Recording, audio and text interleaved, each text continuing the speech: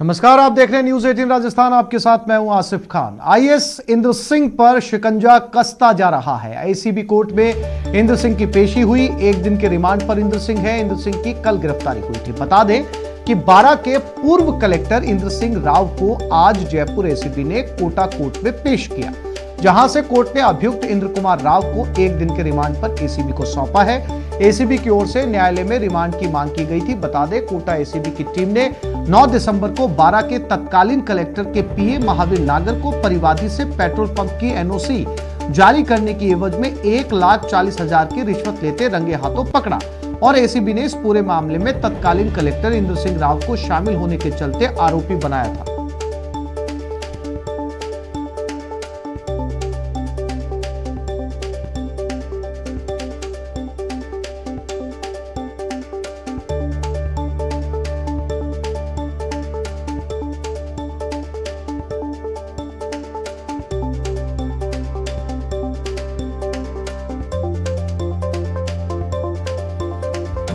तो एक दिन के रिमांड पर इंद्र सिंह राव को भेजा गया है और हमारे संवाददाता शाकिर अली ने एसीबी के एएसपी सीपी शर्मा से इस मामले में बातचीत की। एसीबी ने जांच के बाद शिकायत को भेजा, जिसमें यह जानकारी मिली कि एक दिन के रिमांड पर भेजा गया और साथ ही साथ ये भी पता चला कि कई राज्यों में तत्कालीन कलेक्टर की संपत्ति है।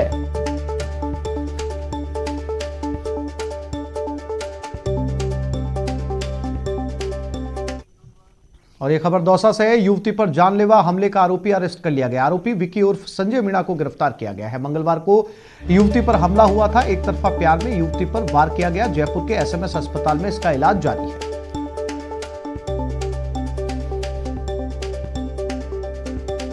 तो पूरा मामला दौसा से आरोपी विकी उर्फ संजय मीणा को गिरफ्तार किया गया। वन साइडेड लव स्टोरी है, जिसमें युवक एक तरफा युवती से प्यार करता था।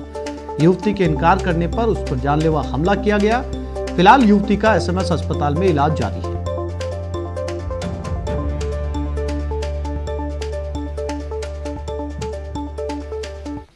और अगली खबर अलवर से। शाहजहानपुर थाना क्षेत्र में बदमाशों ने दिन दहाड़े एक युवक पर गोली चला दी। इस हादसे में एक युवक गंभीर रूप से घायल हो गया। घायल के परिजनों ने बताया कि 2 बदमाशों ने घर में जबरदस्ती घुसकर चाय बनाने को कहा। मना करने पर बदमाशों ने गोली चला दी। इधर मामला संज्ञान में आने के बाद शाहजहांपुर थाना प्रभारी सुनील जांगिड़ ने मौके पर पहुंचकर घायल युवक को इलाज के लिए अस्पताल पहुंचाया, जहां घायल युवक का उपचार जारी है। पुलिस ने बताया कि फिलहाल मामले की जांच पड़ताल की जा रही है। जांच के बाद दोषियों पर कठोर कार्रवाई की जाएगी।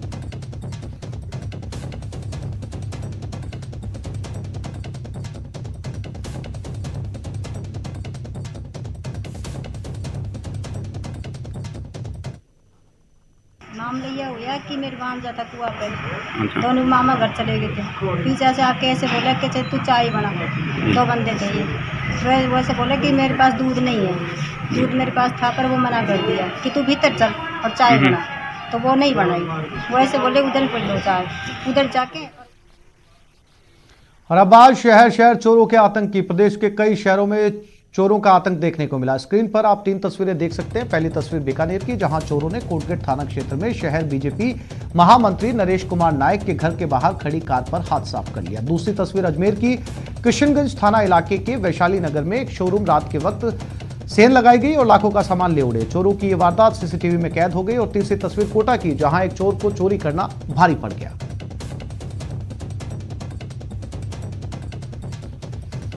हाथ तो आया लेकिन मुंह ना लगा। कुछ ऐसा ही हुआ कोटा में एक चोर के साथ। गया तो था चोरी करने, लेकिन फजीयत हो गई।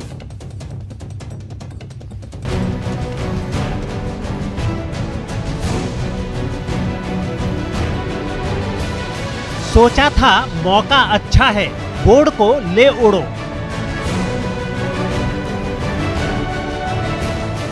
लेकिन मौका तो मुसीबत का सबब बन गया और रात के अंधेरे में इस चोर की फजीयत हो चली। पूरी ताकत से बोर्ड को उठाने की कोशिश की, लेकिन लड़खड़ाते कदम और कांपते हाथों ने साथ नहीं दिया और बोर्ड इस चोर के ही ऊपर आ गिरा। एक बार तो चोर को समझ नहीं आया कि आखिर ये क्या हो गया, ये चोर काफी देर तक बोट से बाहर निकलने के लिए मशक्कत करता रहा, लेकिन शराब का सुरूर इसकी मशक्कत पर हावी रहा और 2.5 घंटे तक सर्द रात में ये चोर यूं ही इस बोट के नीचे दबा रहा। जब सर्दी ने शराब का पूरा सुरूर उतार दिया, तब जाकर होश आया और पकड़े जाने के डर से पहले खुद को बोट के नीचे से निकाला और फिर सिर पर पांव रखकर भाग लिया। सुबह जब होटल का मालिक पहुंचा तो बोर्ड को नीचे गिरा देखा। शक हुआ तो सीसीटीवी को खंगाला, तब जाकर चोर की करतूत का पता चला। हालांकि होटल मालिक ने इस मामले की शिकायत पुलिस में नहीं की है, लेकिन शराबी चोर को सबक जरूर मिल गया होगा और शायद अब वो ऐसी करतूत से तौबा जरूर करेगा। न्यूज़ 18 के लिए कोटा से ओम प्रकाश की रिपोर्ट। अजमेर के कृष्णगंज थाना इलाके के वैशाली नगर में एक शोरूम रात के वक्त सेन लगाई गई और लाखों का सामान ले उड़े। चोरों की वारदात सीसीटीवी में कैद हो गई। दुकान के मालिक के मुताबिक रात 12 बजे 3 से 4 चोर शोरूम में घुस गए और फर्स्ट फ्लोर पर रखे लाखों के कपड़े चोरी कर लिए गए। पुलिस ने शिकायत के बाद मामला दर्ज कर लिया और सीसीटीवी फुटेज की मदद से चोरों की तलाश में जुट गई है। नगर के अंदर अपना ब्रांड वाला नाम से शोरूम है, जो कि बद्री विद्यालय के अपोजिट पड़ता है। इसके अंदर करीबन रात को 12-12:15 बजे करीब 3-4 जने आके घुसे और उन्होंने शोरूम का ताला तोड़ा। उन्होंने पहले ग्राउंड फ्लोर पे करा, पर ग्राउंड फ्लोर का गेट नहीं टूटा। फिर उन्होंने ऊपर जाकर फर्स्ट फ्लोर के ऊपर करीबन 150 जीन्स और शर्ट्स और जैकेट्स वगैरह की उन्होंने चोरी करी। सामान इकट्ठा करके वो नीचे ले गए। नीचे ले आके उन्होंने माल गायब कर लिया। और बीकानेर में चोरों ने पुलिस की नाक में दम कर रखा है। पुलिस की तमाम कोशिशों के बाद भी चोरी की घटनाओं पर लगाम नहीं लग रही। चोरों ने कोटगेट थाना क्षेत्र में शहर भाजपा महामंत्री नरेश कुमार नायक के घर के बाहर खड़ी कार मंगलवार देर रात कोई अज्ञात व्यक्ति चुरा कर ले गया। नायक ने इस संबंध में अज्ञात व्यक्तियों के खिलाफ कोटगेट थाने में मामला दर्ज करवाया, लेकिन चोर अभी भी पुलिस की पकड़ से दूर है।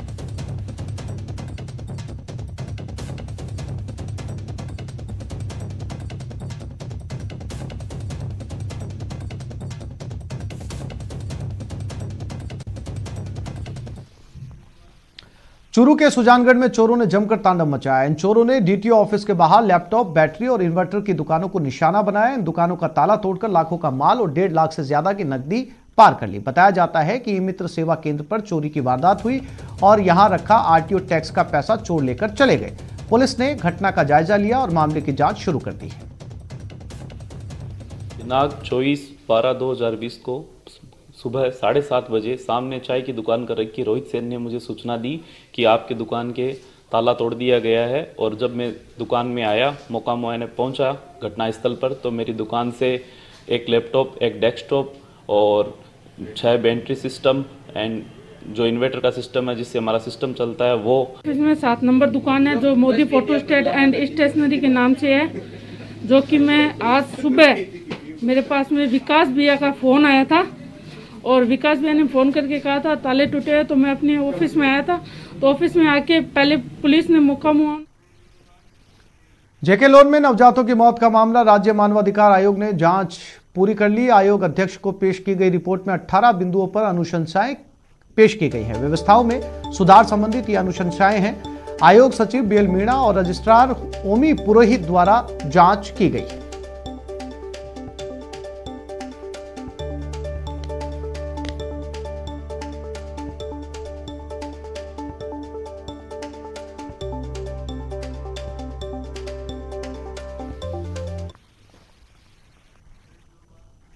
और अब बात शहर प्रदर्शन की, जहां भरतपुर में महिलाओं ने प्रदर्शन किया, वहीं चित्तौड़गढ़ में जिला कलेक्ट्रेट के बाहर महात्मा गांधी नरेगा तकनीकी कार्मिक संघ, ग्रामीण विकास और पंचायती राज इंजीनियरिंग एसोसिएशन ने धरना प्रदर्शन किया, जबकि भरतपुर में हत्या पर लोगों ने आक्रोश जताया।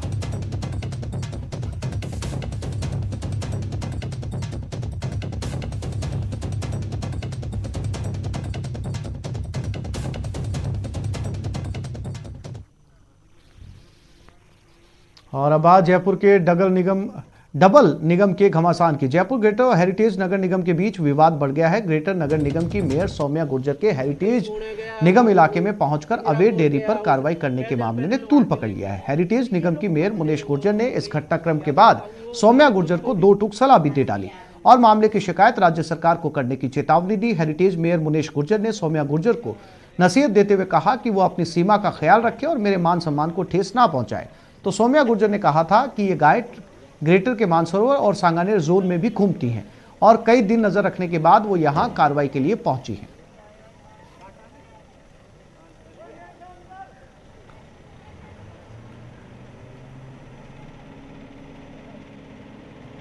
निवेदन करना चाहूंगी कि वो अपनी सीमा का ध्यान रखें, मेरे मान सम्मान को कहीं ठेस ना पहुंचाएं। वो अपने क्षेत्र में काम करें और मुझे मेरे क्षेत्र में काम करने दें। लेकिन वो जितने भी अधिकारी वहां पर आए थे उन पे मैं सख्त कार्रवाई करूंगी। मैं माननीय मंत्री धारीवाल जी को लेटर भी लिखूंगी इसके मामले में, और ना या वो मुझे आकर जवाब दे करें कि ना उन्होंने वो मेरे एरिया में क्यों घुसे। हमारे पास में लगातार समस्या आ रही थी कि पैरों पर पट्टी बांधे वाली गायें जो हैं वो मानसरोवर में, सांगानेर और मालवीय नगर तक ये गायें जो घूम रही है, और ये ऐसी गायों को हम आइडेंटिफाई करते हुए मतलब लगातार मैं 10 दिन से मॉनिटरिंग कर रही हूँ। मेरे पास में वीडियोज़ आ रहे हैं कि इस तरह की गायों को पकड़ा नहीं जा रहा है और पर्टिकुलर घर में जाकर कार्रवाई हो रही है।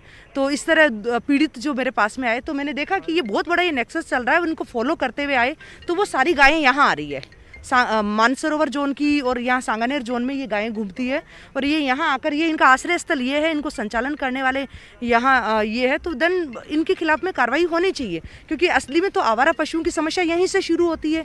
यही पूरे जयपुर के अंदर, पूरे जयपुर ग्रेट। कोरोना के नए स्ट्रेन से मुकाबले को राजस्थान तैयार है, ये कहना है स्वास्थ्य मंत्री रघु शर्मा का। न्यूज 18 राजस्थान के इनपुट एडिटर अमित भट्ट से एक्सक्लूसिव इंटरव्यू में स्वास्थ्य मंत्री रघु शर्मा ने कोरोना के खिलाफ सरकार के कदमों को लेकर विस्तार से बात की। सर, राजस्थान उन राज्यों में रहा है जहां पर शुरुआती दौर में विदेशी मेहमानों के जरिए कोरोना की आमद हुई थी, लेकिन आज हमारी रिकवरी रेट 95% से ऊपर है। किस तरीके से हुआ? कि जब मार्च में पहला केस आया था तो हमको उनका सैंपल लेके पुणे भेजना पड़ा जांच के लिए। उसी वक्त मुख्यमंत्री जी ने तय किया कि हम खुद अपने स्टेट में जांच की सुविधा डेवलप करेंगे, और मार्च से लेकर आज दिसंबर में हम चल रहे हैं। करीब 60,000 टेस्ट पर डे करने की कैपेसिटी हम लोगों ने डेवलप की 8-9 महीने में। आने वाले 2 महीने में राजस्थान में 1 लाख टेस्ट पर डे करने की क्षमता विकसित हो जाएगी। जितने हमारे प्राइवेट सेक्टर में टेस्टिंग फैसिलिटी को परमिशन दी है, पहले 4,000 रुपये लगते थे टेस्ट करने के, बाद में 2,400 हुए, फिर 1,200, अभी 800 रुपये हमने उनके लिए दरें निर्धारित की है, ताकि आम आदमी टेस्ट कराए तो उसको फाइनेंशियल बर्डन ज़्यादा नहीं पड़े। ये पूरे देश में सबसे कम कीमत प्राइवेट सेक्टर में भी राजस्थान में है। सरकारी क्षेत्र में तो हम फ्री कर रहे हैं। और सबसे बड़ी बात यह है कि हिंदुस्तान में 2 राज्य ऐसे हैं, तमिलनाडु और राजस्थान, जो 100% RT-PCR टेस्ट कर रहे हैं। यही सबसे ज़्यादा विश्वसनीय टेस्ट है। बाकी जो एंटीजन है या रैपिड टेस्टिंग किट है उनको हमने खारिज किया राजस्थान में, दूसरे राज्य कर रहे हैं, इसीलिए उनके आंकड़े RT-PCR के अनुरूप नहीं है। वो एंटीजन टेस्ट है या रैपिड टेस्टिंग किट का इस्तेमाल करके उनके आंकड़े वो प्रेषित करते हैं भारत सरकार को, लेकिन हम लोग RT-PCR टेस्ट करते हैं, जो कि विश्वसनीयता में सबसे ज़्यादा खरा है। आप अपनी उपलब्धियां गिना रहे हैं, लेकिन विपक्ष ख़ास तौर पर बीजेपी वो इन उपलब्धियों को नकारती है। वो कहती है कि सरकार पूरी तरह से नाकाम रही है। देखिए, मुकाबला भारतीय जनता पार्टी से हमारा जी। अब उनका नकारात्मक रवैया है, ये विकास तो नज़र आ रहा ना।